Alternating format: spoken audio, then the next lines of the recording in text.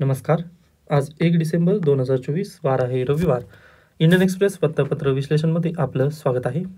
आज आपण लोकसत्ता घेत नाही आहे, कारण अगदी पहा आपल्याजवळ आज वायफाय नाही आहे, म्हणजे इंटरनेटचा इश्यू आहे. त्यासोबतच लोकसत्ताच्या वेबसाईटचा पण इश्यू आहे. ओके, मी लोकसत्ता वेबवर डाउनलोड करण्याचा प्रयत्न केला, पण त्यांचा पण इश्यू आहे. व आज पहा संडे आहे, त्यामुळे ते पण रिप्लाय नाही देणार. त्यानंतर वायफायचा पण तोच इश्यू.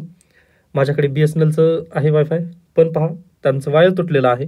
मग ते आज सर्व्हिस देऊ शकत नाहीत, कारण संडेला ऑफिस बंद असतं गव्हर्नमेंटचं, बरोबर.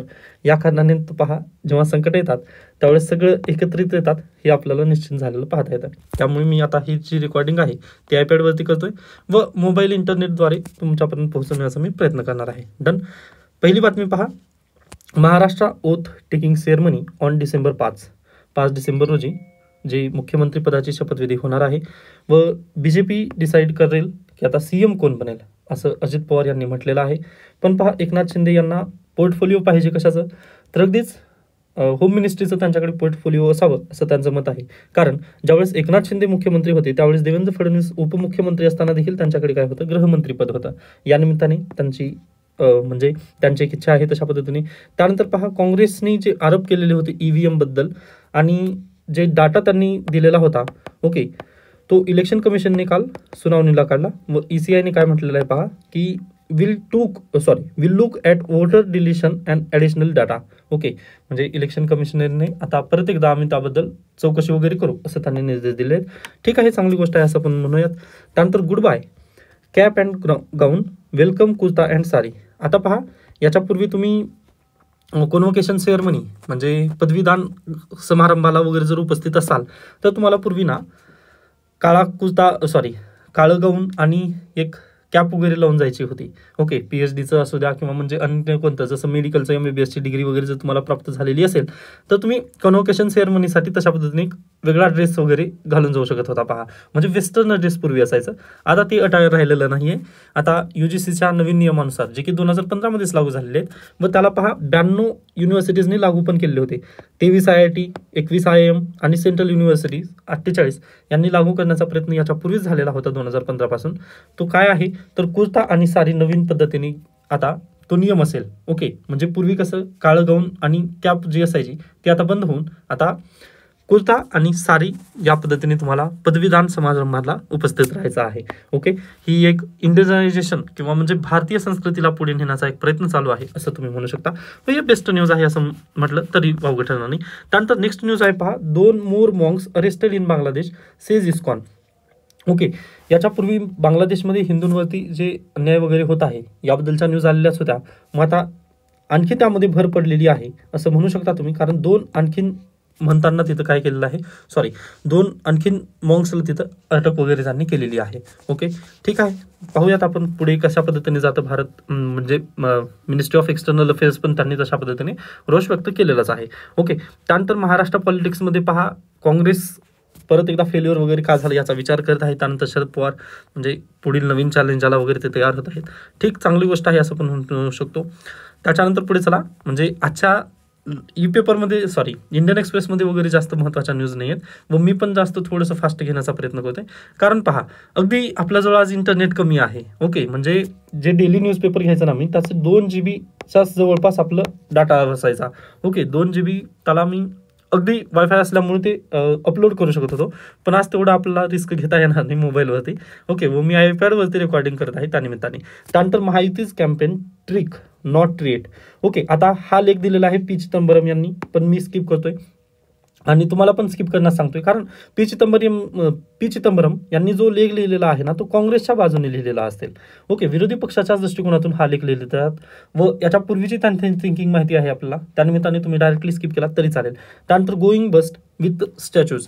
ओके, आता हा पण लेख थोडासा फार महत्त्वाचा नाही आहे. त्यानंतर एक्सप्रेस नेटवर्क पहा, heavy rains lash Puducherry coastal Tamil Nadu as a cyclone Fengal makes landfall. Okay, cyclone कोणता आहे नाव लक्षात ठेवा, फिंगल.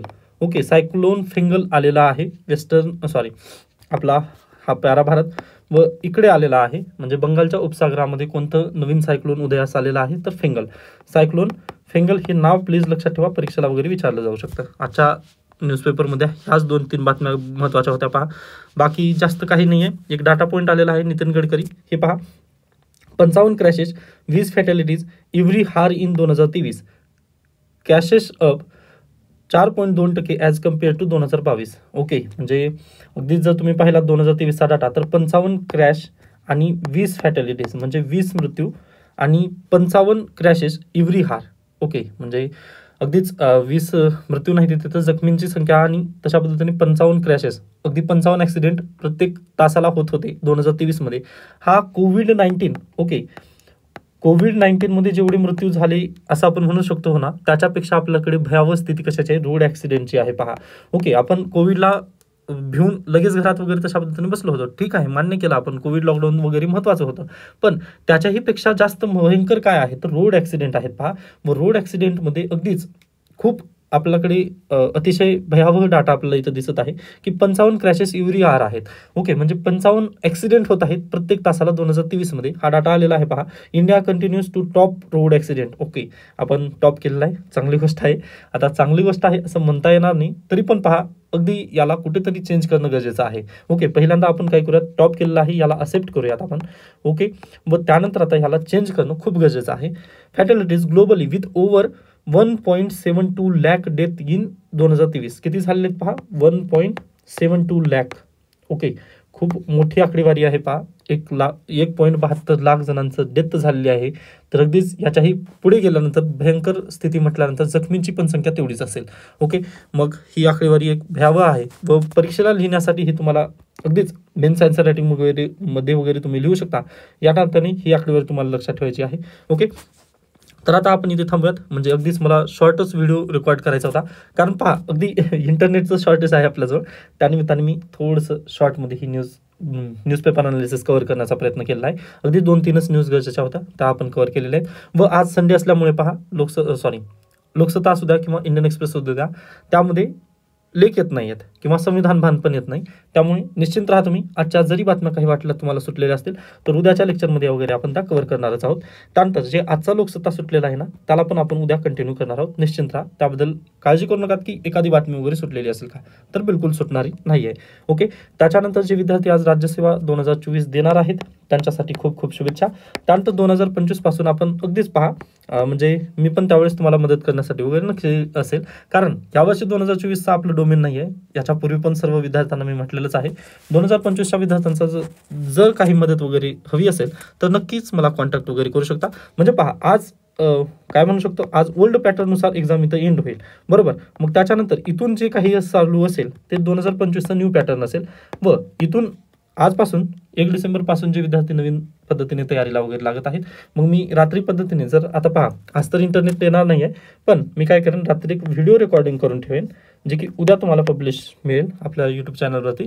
तिथे अगदीच एक रोड मॅप वगैरे मी निश्चित सांगण्याचा प्रयत्न करेन. कारण पहा, जे विद्यार्थी 2024 पर्यंत अगदी ओल्ड पॅटर्ननुसार तयारी करत होते, पण उद्या चालून आता त्यांना 2025ची नवीन पॅटर्ननुसार तयारी करावी लागेल.